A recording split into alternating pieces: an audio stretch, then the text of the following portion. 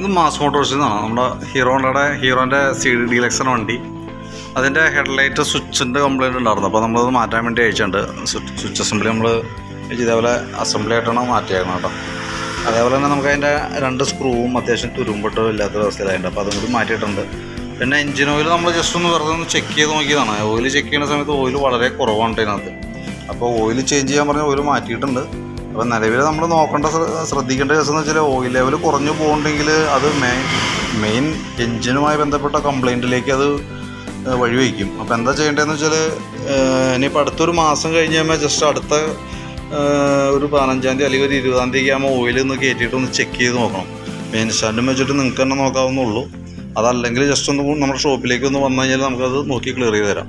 കാരണം എന്ന് വെച്ചാൽ ഓയിൽ ലെവൽ കുറഞ്ഞു പോകേണ്ടി എന്തുകൊണ്ടാണ് അത് കുറയണമെന്ന് വെച്ചാൽ അത് പെട്ടെന്ന് പരിഹരിച്ച് വിട്ടില്ല എന്നുണ്ടെങ്കിൽ മേജർ കംപ്ലയിൻറ്റിലേക്ക് പോകും.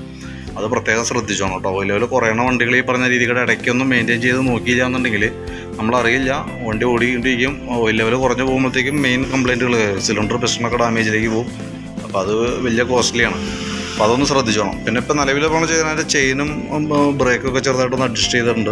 പിന്നെ ഫ്രണ്ട് ബ്രേക്കൊക്കെ കേബിളൊക്കെ ഡാമേജാണ്. അത്യാവശ്യം കേബിളുകളൊക്കെ കംപ്ലയിൻ്റ് ഉണ്ട്. ക്ലച്ചിൻ്റെ കേബിള്, ബ്രേക്കിൻ്റെ കേബിള്. അപ്പോൾ ഞാൻ ജസ്റ്റ് ഒന്ന് ഓടിച്ചിട്ടൊന്ന് നോക്കിയിട്ടുണ്ടെന്നേ ഉള്ളൂ. അത് ഡീറ്റെയിലായിട്ട് ജനറലായിട്ടൊക്കെ ചെയ്താലാണ് അത് ക്ലിയർ ആവുള്ളൂ. ബ്രേക്കൊക്കെ അഴിച്ച് തന്നെ ക്ലീൻ ചെയ്ത് ക്യാമൊക്കെ ഗ്രീസ് ചെയ്ത് പോകേണ്ടതാണ് കേട്ടോ. ഇപ്പം നിലവിൽ നമ്മൾ ചെയ്തേക്കുന്നത് എഞ്ചിൻ ഓയിൽ മാറ്റിയിട്ടുണ്ട്. ഹാൻഡിൽ ബാറിൻ്റെ ആ ഹെഡ്ലൈറ്റ് സ്വിച്ചിൻ്റെ അതിൻ്റെ മാറ്റി റെഡി ആക്കിയിട്ടുണ്ട് കേട്ടോ. ഓക്കെ, അപ്പോൾ ഞാൻ അതിൻ്റെ ഒരു ബില്ല് അമൗണ്ട് ഡീറ്റെയിൽസ് വാട്സാപ്പിലേക്ക് സെൻഡ് ചെയ്തിട്ടേക്കാം. ഓക്കെ.